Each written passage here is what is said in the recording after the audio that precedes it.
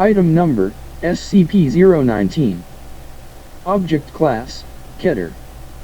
Special Containment Procedures, SCP-019 is to be kept on a wide grate in a 3 meter by 3 by 4 meter reinforced concrete room, installed with an incinerator. Room is to be kept at 0 degrees Celsius when incinerator is not activated. An observation chamber separated by a plate glass window is to be used for constant observation of SCP-019, and if/when specimens of SCP-019-2 are observed, the incinerator is to be activated. In the event of an outbreak of SCP-019-2, ordinary firearms are successful in terminating individual specimens, although in the case of a swarm-level outbreak, flamethrowers may be more effective. SCP-019 should be kept in a vertical position at all times. Description: SCP-019 appears to be a very large ceramic vase, 1.8 meter in diameter at the mouth and 2.4 meter high. Style and decoration indicate it was created in classical Greece, although conclusive dating is impossible, as the surface is entirely unbreakable by any known means. If a successful method is discovered, SCP-019 is to be destroyed with prejudice. Periodically, entities emerge from SCP-019. Collectively, these are known as SCP-019-2. The entities vary in many aspects, but tend to be small, vaguely humanoid, though they may have anomalopid features, and extremely hostile. They often choose to attack with teeth or claws. Although fairly delicate, also, surprisingly, flammable, they are reasonably strong and pose a considerable threat in large numbers. SCP-019-2 Specimen. When kept at 0 degrees Celsius and totally at rest, entities will emerge from SCP-019 at a rate of approximately 1 entity per hour. The following traits are known to affect SCP-019-2's manifestation rate. Movement of SCP-019. Threat to SCP-019. Extreme temperature highs and lows. Sudden shift in surrounding environment. Introduction of objects or organisms to the inside of SCP-019, known to cause a flood reaction. Traits that may or may not influence SCP-019-2's manifestation rate. Presence of human life near SCP-019. Current weather patterns. Specific individuals near SCP-019. Some individuals seem to affect SCP-019-2's emergence rate more drastically than others.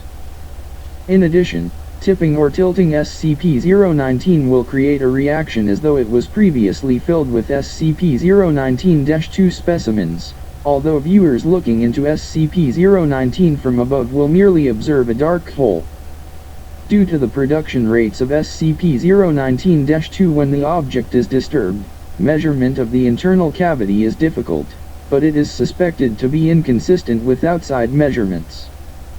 Addendum: Document SCP-019-2A.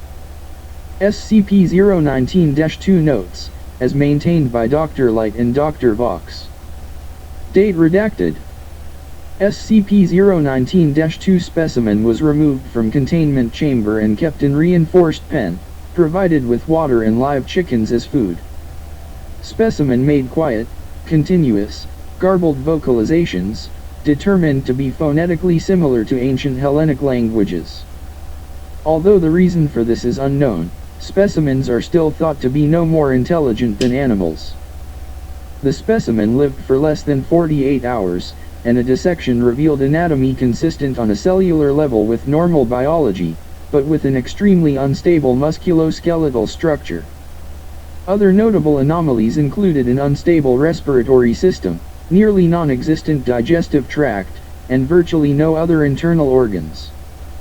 All other captured specimens have followed similar patterns of behavior and demise. Note: it appears that SCP-019-2 specimens were not intended to live for meaningful amounts of time outside of SCP-019. Dr. Vox. Date redacted. Containment unit was slightly damaged following prolonged exposure to SCP-019-2 specimen, missed by the monitoring team because of partial transparency. This has not been noted in SCP-019-2 before. Monitoring teams will continue to report further anomalies. Date redacted. Monitoring teams report some specimens of SCP-019-2 now appear to be significantly more resistant to incineration than others. It is hypothesized that this is a defense mechanism on the part of SCP-019. Date redactive.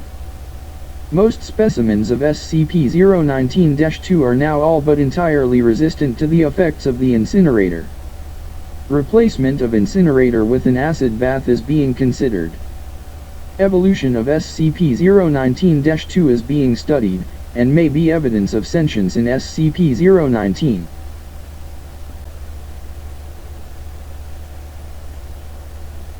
Item Number, SCP-019-IT. Object Class, Euclid. Special Containment Procedures. A single colony of SCP-019-IT is contained for research purposes in a structure for aquatic organisms at the Neptune site. The pipes connected to this structure must contain gratings with spaces of width less than 2 cm by 0.6 feet. In addition, the outlet water must be heated to 78 Celsius to 172.4 Fahrenheit. To denature the toxins produced by SCP-019-IT. Once every 2 months, 35 kg, 77 pounds, of vegetable material must be introduced into the tank to allow the specimens of SCP-019-IT to feed themselves. Description: SCP-019-IT is a genetically modified species of marine organisms belonging to the Echinoidea class, commonly known as sea urchins. They are characterized by a round body that can reach a diameter of 14 cm to 0.4 feet. There are no thorns on the body of SCP-019-IT, rather it possesses bumps that are connected to a venomous gland. When it feels threatened, SCP-019-IT releases from them a powerful neurotoxin in the surrounding area, which stimulates other specimens to release them in turn. The oral opening of SCP-019-IT has 5 sufficiently resistant bone-like plates to grind wood and small stones. SCP-019-IT is very adaptive and is capable of living in both fresh and salt water, at temperatures between -25 Celsius, -13 Fahrenheit, and 60 Celsius, 140 Fahrenheit, and withstand pressures up to 48 atm, 705 psi. SCP-019-IT can also enter a state of hibernation if there is not enough food for its subsistence. SCP-019-IT reproduces by budding. When a specimen of SCP-019-IT reaches a body mass of about 40 grams and 0.8 pounds, some specialized cells present on the dorsal area begin to reproduce rapidly, forming a new individual that comes off once reached the mass of about 12 grams. 0.2 pounds. The newborn can reproduce itself after only 36 hours if it has enough food. SCP-019-IT is capable of destroying entire ecosystems and cause the extinction of countless aquatic species in an extremely short time due to its speed of reproduction, its adaptability, and the lack of natural predators able to feed on it. For this reason, the SSM-2, Legio Atlantides, must investigate any news concerning SCP-019-IT and delete any specimen. Recovery Log: a serious loss of fish occurred in 2016 in Marina di Sestri, Genova, attracted the attention of the Foundation, which sent the SSM-2 to investigate. Analysis of seawater samples and fish carcasses revealed the presence of an unknown neurotoxin, particularly concentrated in an area about 400 meters, 1,312 feet, from the coast. The area was explored through a modified Oceanus drone that identified as a toxin source a large container resting on the seabed about 120 m, 393 feet, deep. The SSM-2 used a special ship to extract it and transport it to the Neptune site, where it was opened. Within it more than specimens of SCP-019-IT were found. 20 of them were contained to study them while the others were eliminated and incinerated. Note of Captain Basilio Aramini, commander of the SSM-2. SCP-019-IT represents an immense threat. Just imagine what would have happened if that container had been opened. For this reason, I request the installation along the Italian coasts of sensors able to identify the neurotoxin produced by SCP-019-IT so as to be able to trace the free specimens.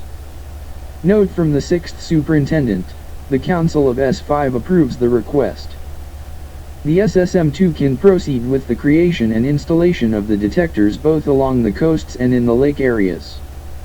Addendum SCP-019-ITA, during an SSM-4, Pugnus Ferry, raid, an aquarium containing 4 specimens of SCP-019-IT in a state of hibernation was found on a base of the Occult Fascist Council.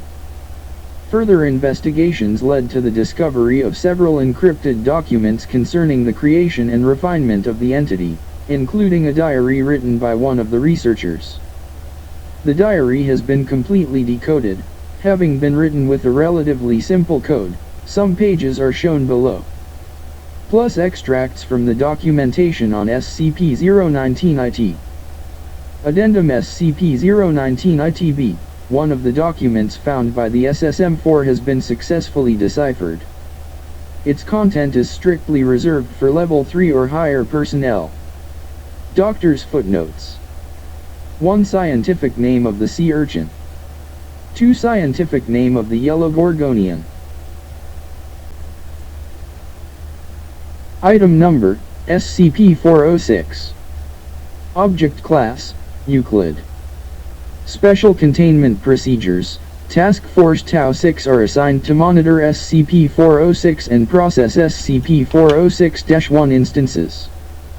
They are to be based in a converted small industrial unit at a nearby industrial park, behind a Foundation front company, Simon's Carpet Paradise. The emergence point and western entrance of SCP-406 are to be monitored via closed-circuit television cameras.